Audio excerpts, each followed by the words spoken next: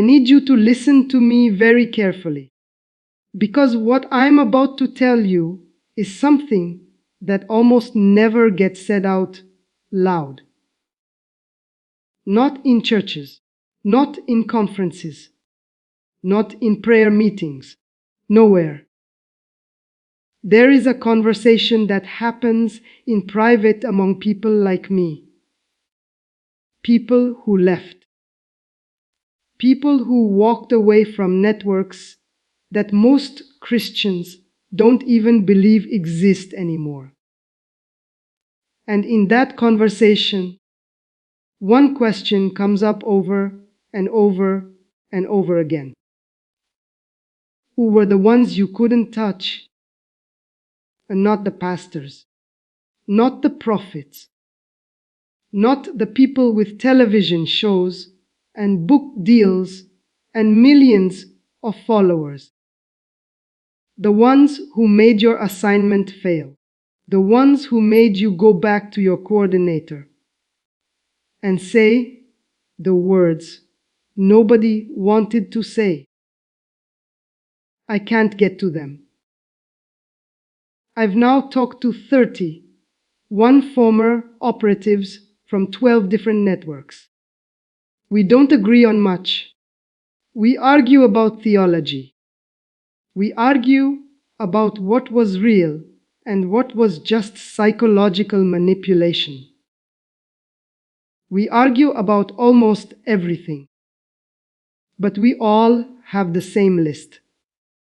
9 types of Christians that our entire system could not break, and almost none of them knew they were on it. I'm Aisha. I spent 23 years inside a network that, according to what we believed, specialized in influencing people, keeping them stuck, keeping them distracted, keeping them from becoming what they were supposed to become. And I want to tell you about the 9, not as a theory, not as a sermon, but as something I saw with my own eyes, something I still think about at 2 in the morning when I can't sleep, something that might change how you see yourself. Let me take you into one of our meetings. We're sitting in a room. Fluorescent lights. Coffee that's been sitting too long.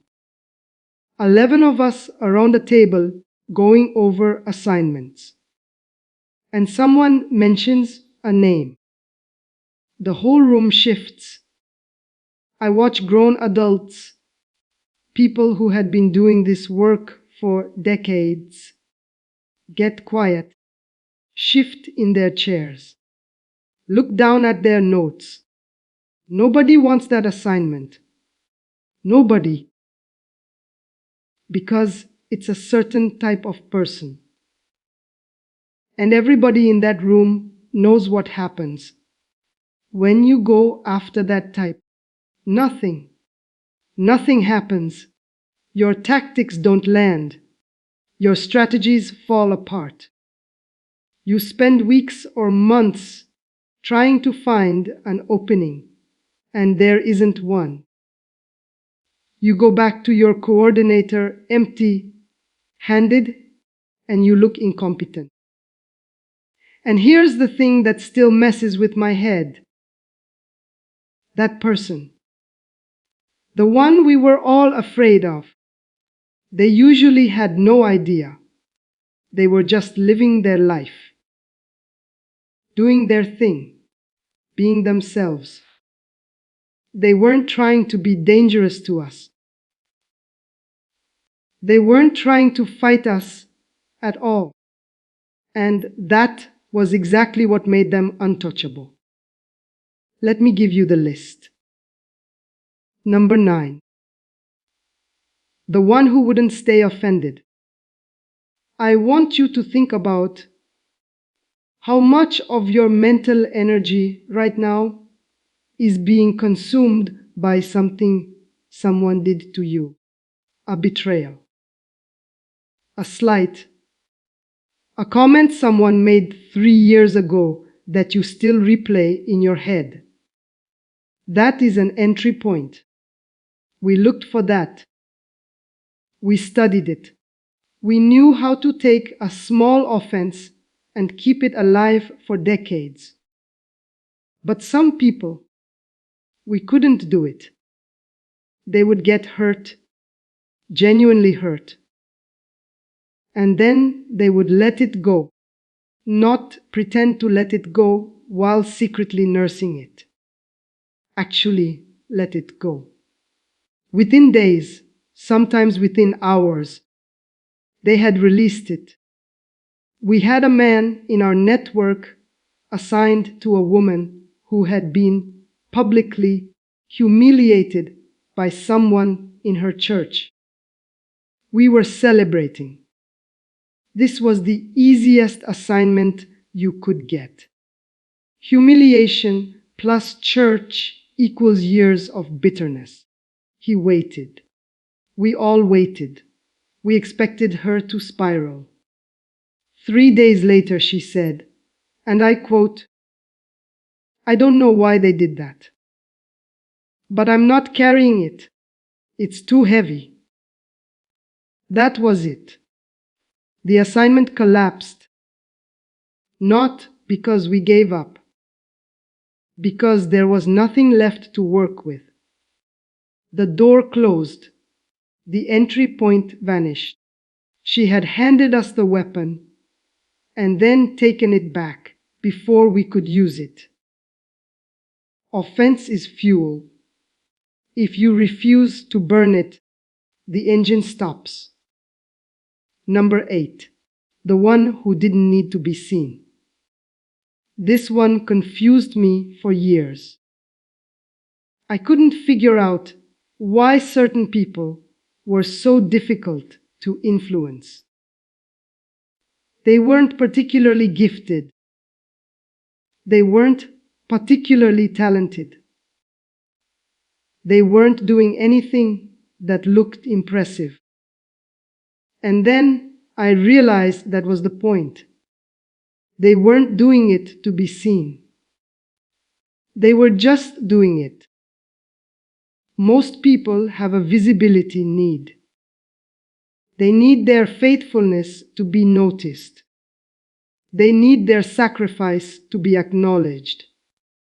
They need someone to see how hard they're working. That need is an access point. You can exploit it. You can whisper, "Look how no one appreciates you. Look how they ignore you." But the one who doesn't need to be seen, who gives when no one is watching, who serves when no one says thank you, who prays when no one knows, there is nothing to grab onto there, no ego to inflate, no resentment to cultivate, no wound to poke. I remember a man in his 60s. He had been running the sound system at his church for 18 years. Never been on stage. Never been thanked publicly. Never had his name in the bulletin. We tried to make him bitter about that. We really tried.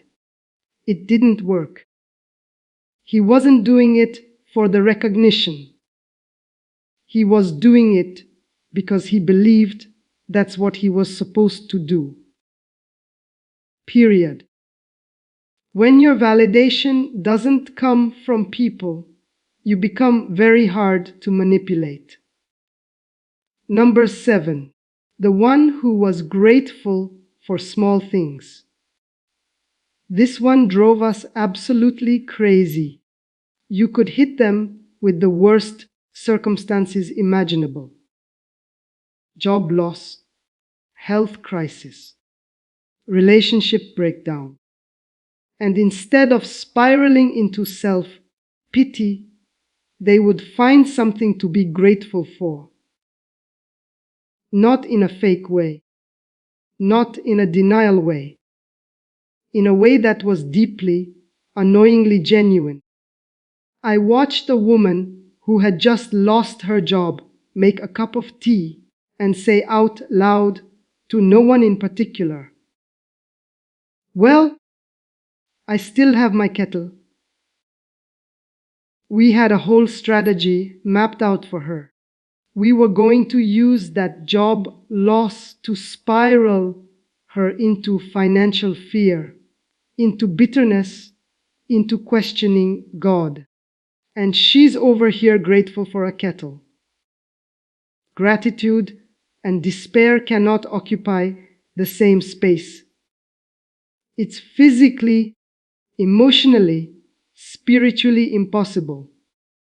If someone can find genuine gratitude, not toxic positivity, but real thankfulness for small mercies, you cannot keep them in darkness. The darkness just doesn't hold. Number 6, the one who forgave before it made sense. I need to pause here, because this one still gets to me. We knew exactly how to exploit unforgiveness. Someone wounds you. You hold on to it. It calcifies. It becomes identity. It becomes the thing you talk about, the thing you process, the thing you build your whole life around. That calcified wound was our playground. We could keep it alive forever. But some people forgave before there was any logical reason to forgive. Before the other person apologized, before there was justice, before there was closure. They just decided the debt was cancelled and moved on. Not because it was fair. Not because the other person deserved it. Because they didn't want the weight anymore. The moment they made that decision, our work was over. There was literally nothing else we could do. Unforgiveness was the architecture we built everything on. Remove it, and the whole structure falls. You want to be untouchable. Forgive before you're ready. Forgive before it makes sense. Forgive while it still hurts. That decision alone might be the most powerful thing you ever do. Number 5, the one who stayed consistent when nothing was happening.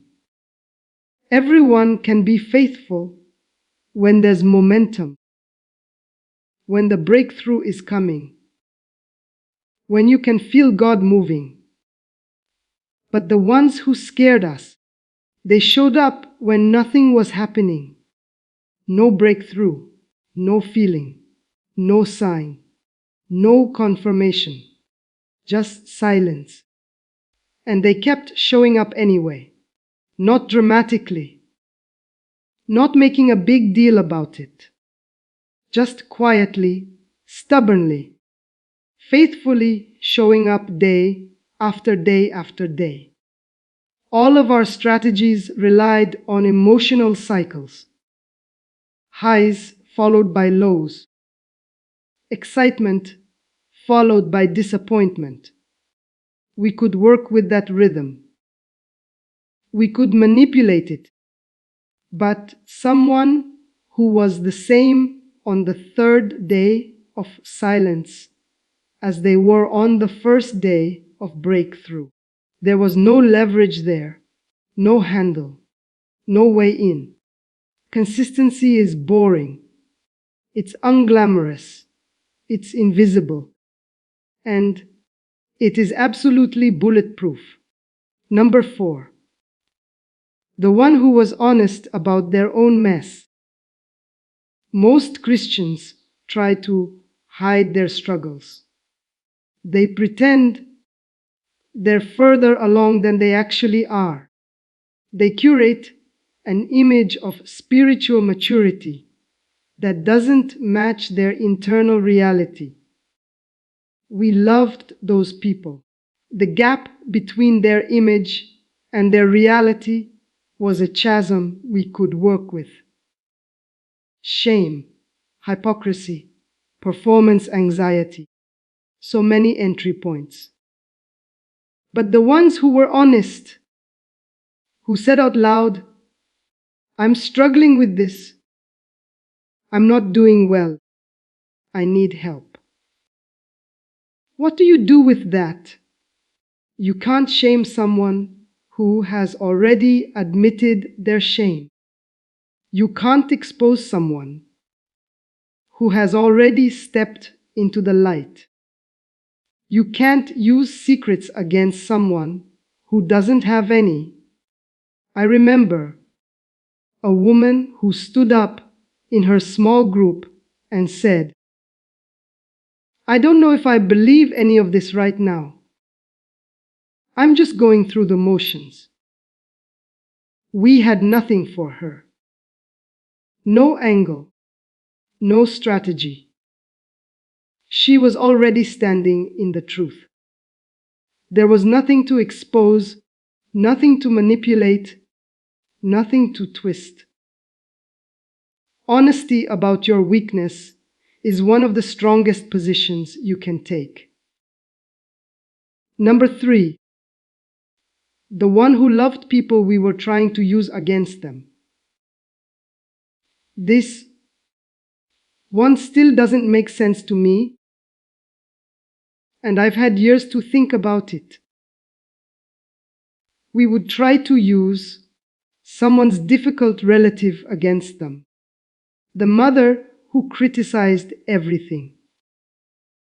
The sibling who always needed money. The coworker who undermined them. Our goal was to make them resent that person. Resentment was the door. But some people, they just kept loving them, not in a doormat way, not without boundaries, but with a genuine, patient love that didn't depend on the other person changing. You cannot make someone bitter about a person they're committed to loving. It doesn't work. It's like trying to start a fire in the rain. Whatever fuel you bring, it gets extinguished before it can catch. Love doesn't make you weak. It makes you slippery. It makes you hard to grab. It makes you impossible to hold. Number 2, the one who refused to fight. This is going to sound backwards. You've probably been taught that spiritual warfare is about fighting, about pushing back, about resisting with everything you have. And we were ready for that. We had counter strategies for every form of resistance. We knew how to escalate. We knew how to wear people down. We knew how to win a war of attrition.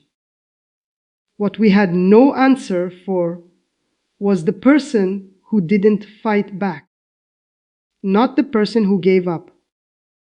Not the person who surrendered to defeat. But the person who just rested. Who said, "I'm covered. I don't need to struggle. I'm just going to stay here in peace." That person was a wall, an immovable wall. Whatever you threw at them just sat there. No reaction, no escalation, no panic, just peace. All of our power relied on the target engaging with us. If you refused to engage, we had nothing. The whole system was built on you fighting back. When you didn't, the system collapsed. You want to disarm the enemy. Stop fighting him. Rest in the one who already won. And number one, I've been waiting to tell you about this one. The completely, utterly, almost boringly ordinary Christian. Not the one with the platform. Not the one with the miracle stories. Not the one who speaks in conferences. Not the one with thousands of followers. The grandmother in the back row who's been there for 40 years.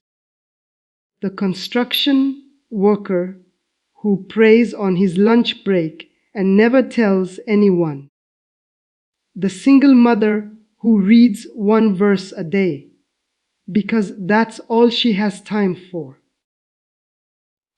The one who will never be famous, never be on a stage, never write a book, never have a testimony that makes people gasp. The one who just keeps going. Quiet, consistent, humble, faithful, ordinary. This was the one we could never, ever touch. No ego to manipulate. No platform to threaten. No image to protect. No ambition to exploit. No wound that hadn't already been healed. No offense that hadn't already been released. Just a person walking with God, day after day, year after year, decade after decade. And everything we threw at them just bounced off. I think about these people constantly now, because they were the proof that everything I believed about power was wrong. I thought power was dramatic. I thought power was visible. I thought power was something you could see and measure and fear. But the most powerful people I ever encountered were the ones I almost didn't notice at all. They weren't fighting me. They didn't even know I was there. They were just living their quiet, faithful, ordinary lives. And that was enough. That was more than enough. That was everything. I'm going to leave you with something. Not a command, not a challenge. Just an observation. Most of you listening to this right now are far more powerful than you think you are. You're not failing because you're not dramatic enough. You're not weak because you're not loud enough. You're not doing this wrong because your life doesn't look like the people on the stage. You might be one of the 9. You probably are one of the 9. And you just don't know it because nobody ever told you that ordinary faithfulness is terrifying to darkness. It is. The 9 types of difficult Christians are not superheroes. They're you. They're the person sitting in the back row. They're the person praying alone in their car. They're the person who forgave something they never told anyone about. You are far harder to influence than you've been led to believe. And if no one has ever told you that, let me be the first. There is one more thing I want to share. Something specific that all 9 types had in common. One particular rhythm of life that made them nearly impossible to break. I'll share that in the next video. If this gave you something you didn't have before, even just permission to see yourself differently, leave a comment. Write, "I'm one of them," because you probably are. And subscribe if you want to hear the rest. There's more coming. I'm Aisha. And the most important thing I learned after 23 years is that you don't have to be special to be unstoppable. You just have to be faithful.